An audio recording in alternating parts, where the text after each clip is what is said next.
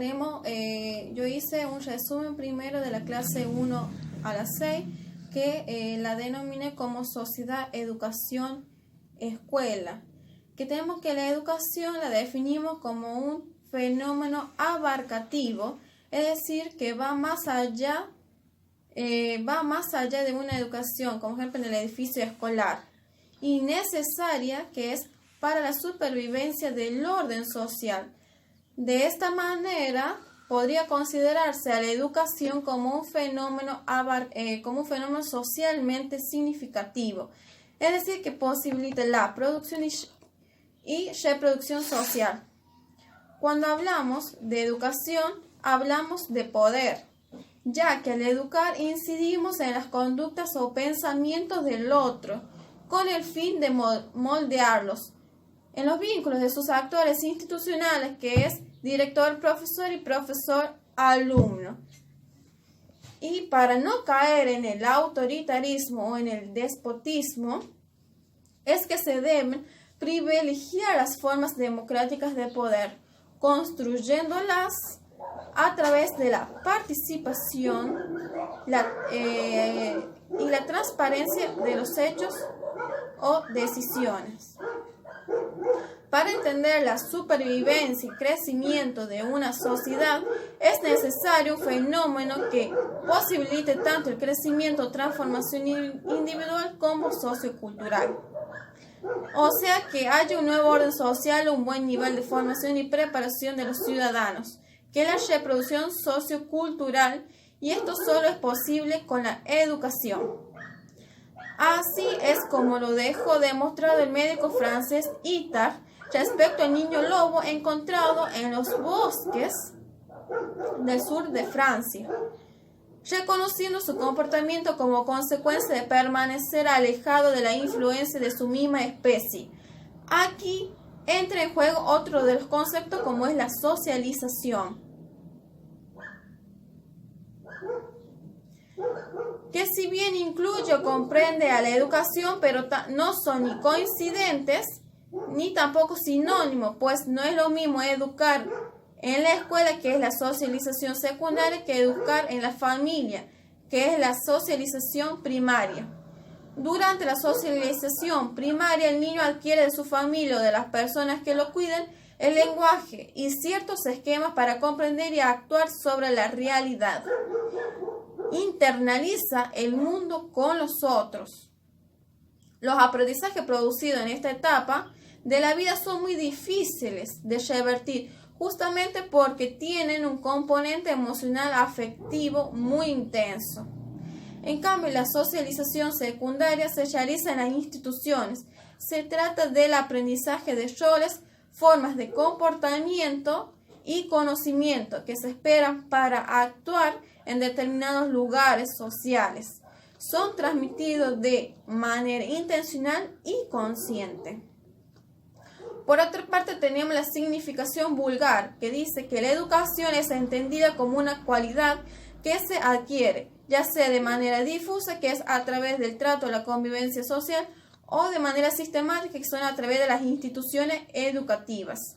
Pero cualquiera sea el caso, estamos frente a una concepción superficial, que entiende la educación como un comportamiento o resultado de una influencia externa, que aquí no se habla de proceso. Entonces nos hacemos la pregunta de ¿qué proceso interno ocurre en el hombre para que de un ser sin educación se transforme en un ser que posee educación? Que la significación etimológica nos los explica desde su doble significación, que tenemos educar y educare por un lado. Educar es criar, nutrir, alimentar, implica una influencia externa. Aquí se habla de heteroeducación, va desde afuera hacia adentro. El educador influye sobre el educando asume el rol de pasivo. Se aprende memorizando y alude a un acrecentamiento. Y el modelo propio es de la educación tradicional. En cambio, exducere tenemos que se habla de autoeducación. Va desde adentro hacia afuera. El educador guía u orienta al educando. El educando asume un rol activo. Se aprende participando. Aquí alude a un crecimiento y el modelo propio es de la educación nueva. Y aquí tenemos que diferente del otro es conducir, que el otro era alimentar, en esta es conducir.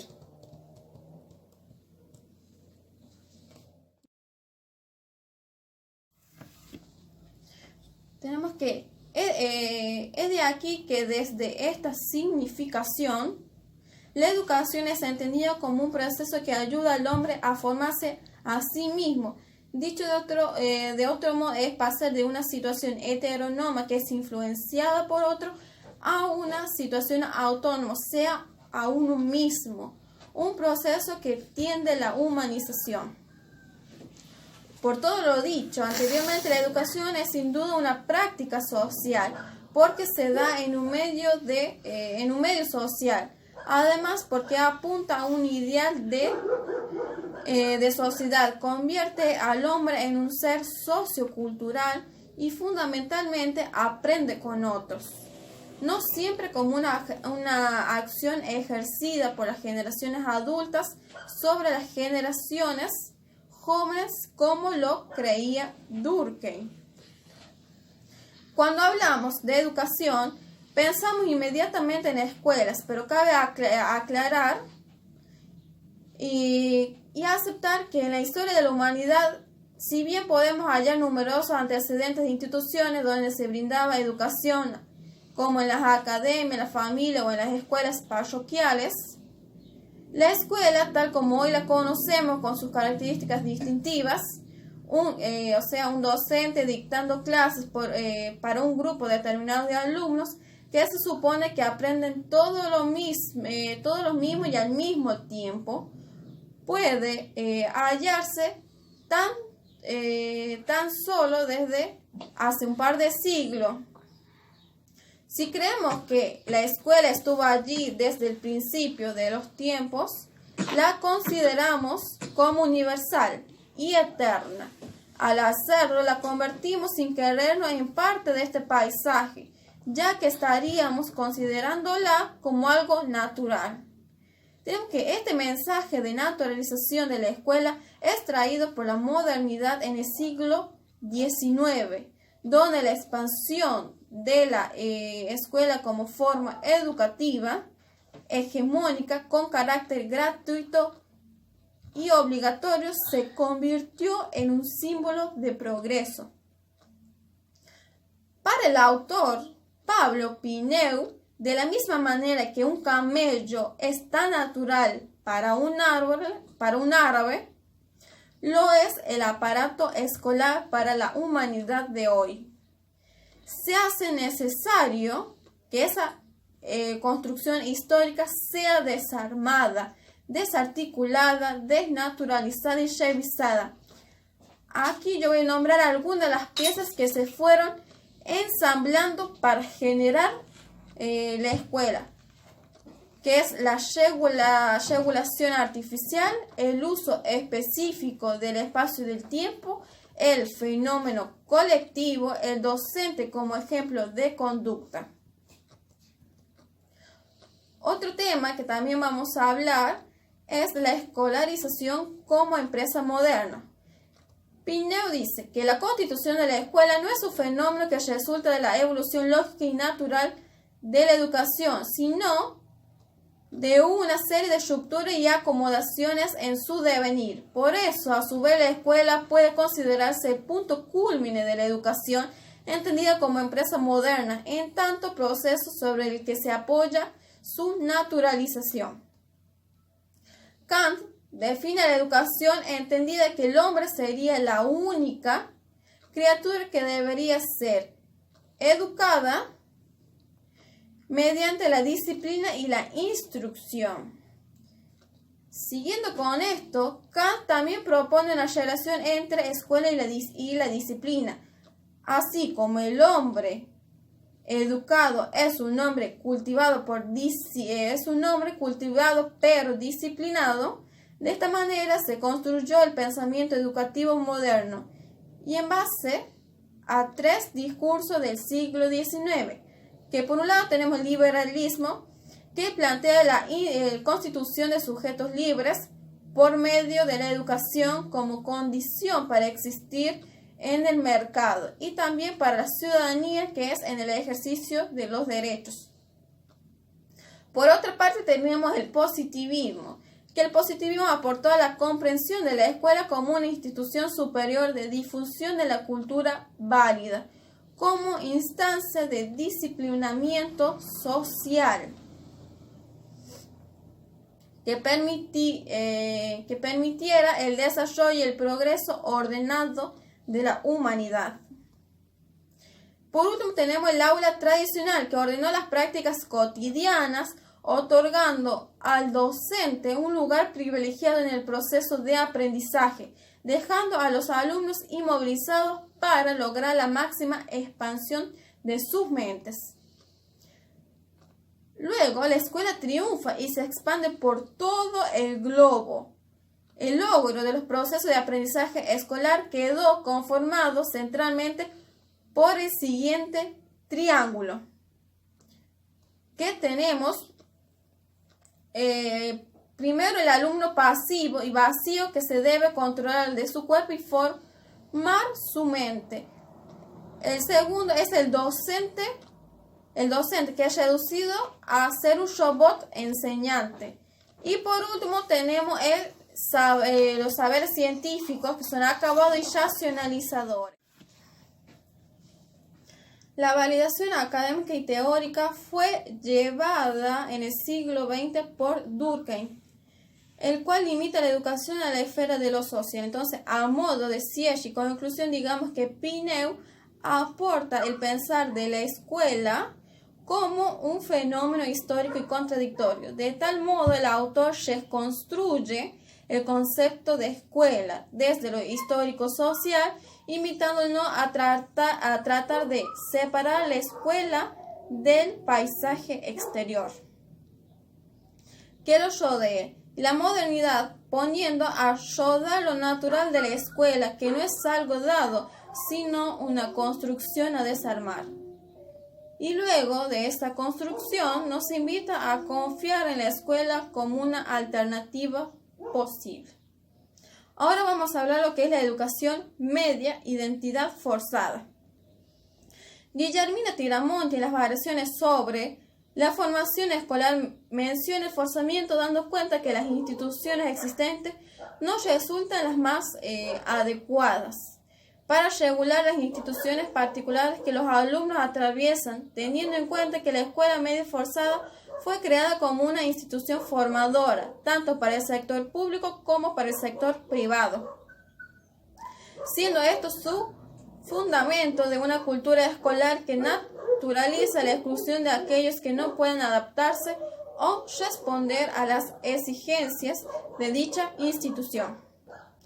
Es aquí donde el docente cumple su rol fundamental, que es recuperar la mística pedagógica para establecer el vínculo de docente-alumno, centrando en el restablecimiento del orden perdido, respetando las diversidades culturales, las económicas, sociales, como condición básica para la transmisión de conocimiento. La escuela hoy en día debe estar destinada a recrear y modificar los marcos institucionales, teniendo en cuenta el nuevo contexto, basada en la idea de pluralidad y heterogeneidad. Por otra parte, la ER tuvieron como propósito incluir a aquellos chicos que habían sido expulsados por las escuelas tradicionales, y para ello introdujo ciertos cambios. En esta relación entre salvadores y salvador hay una construcción asimétrica que garantiza el vínculo entre docente y alumno.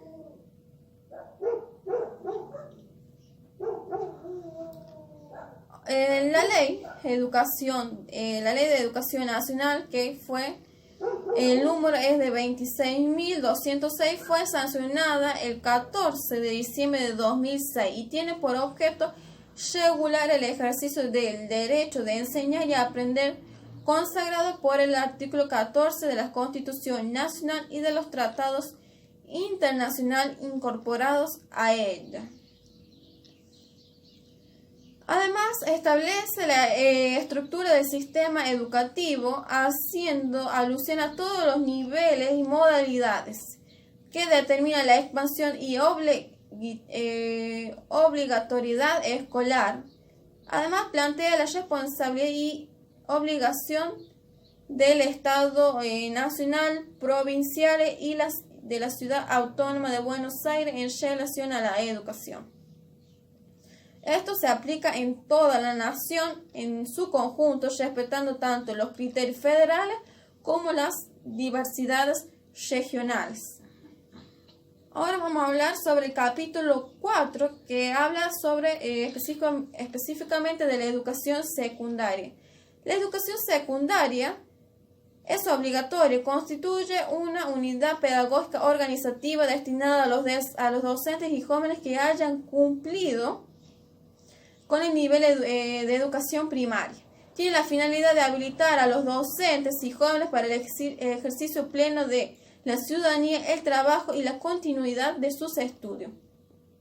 Yo voy a nombrar dos de sus objetivos, pero son más.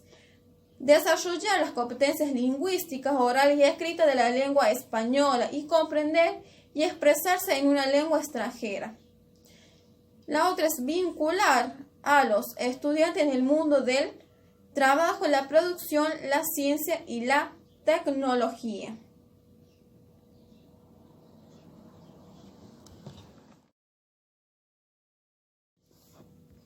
El último tema que voy a hablar es el debate de la modernidad y posmodernidad. Que primero tenemos el paradigma comeniano, que en la segunda mitad del siglo XVII, en el año 1679, aparece la primera edición latina de la Didáctica Magna, que fue publicada en 1632. Que aquí plantea una revolución educativa haciendo un análisis del hombre, de la educación de su época y de los fines de esta, así como una crítica de la enseñanza del tiempo que le tocó vivir.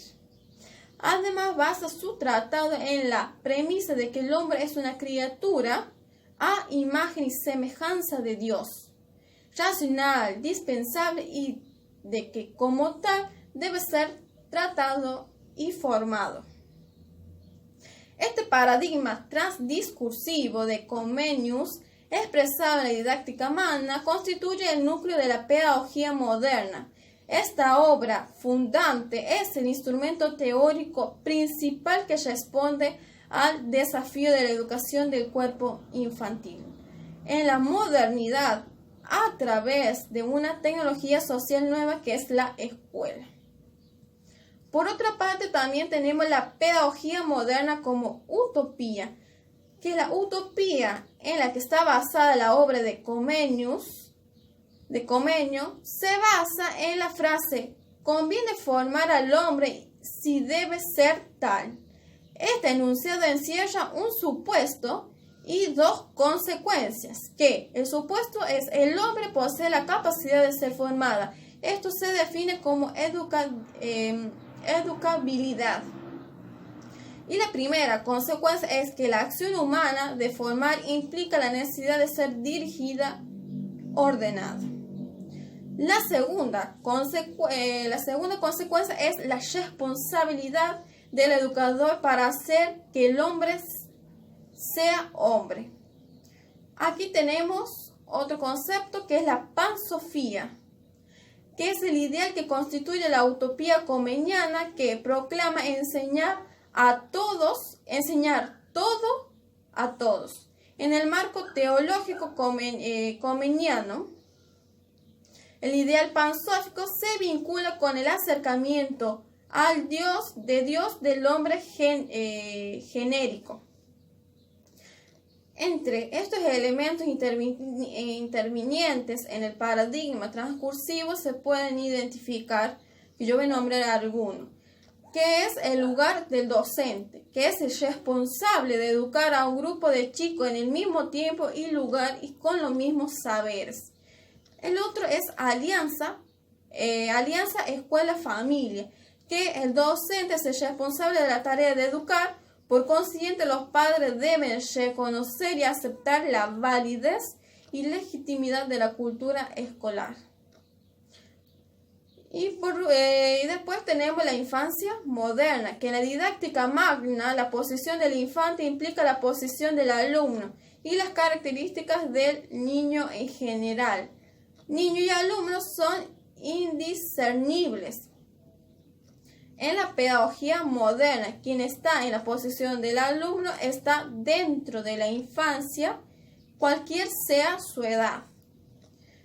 Y por último, la formulación de utopías pedagógicas, que es el aumento de discursos parciales y fragmentarios, que señalan un ideal inalcanzable que ordena las utopías sociopolíticas y las utopías didácticas. Por último, el tema a finalizar va a ser la agonía postmoderna, que el docente continúa siendo un componente central en el funcionamiento escolar. El dispositivo de alianza escuela-familia se sostiene sobre un reconocimiento inverso al anterior, que es el maestro y que ahora debe comprender y aceptar la existencia de una multiplicidad de posibilidades de opciones culturales. La educación escolar no ha conseguido ser el modelo de justicia e igualdad, sino que diariamente demuestra lo contrario. Tenemos que el fin de las utopías modernas es una exclamación que tiene su fundamento en que se abandonó el primado del para qué y se recluye hoy en el ámbito de las utopías del cómo. Hoy las nuevas pedagogías no se cómo. Hoy tenemos que las nuevas pedagogías no se reemplazan a las viejas modas, sino que se conviven y se entrecruzan sin sustituirse ni anularse. Esta nueva pedagogía no va a venir a restituir nuestra esencia, sino a ayudarnos a pensar quiénes fuimos y en qué nos puede ayudar la educación. Como conclusión a este tema, rescatamos de esta lectura la visión que el educador debe tener ante las situaciones de su profesión. Una visión donde los contextos son variados por la actitud de servicio a la sociedad.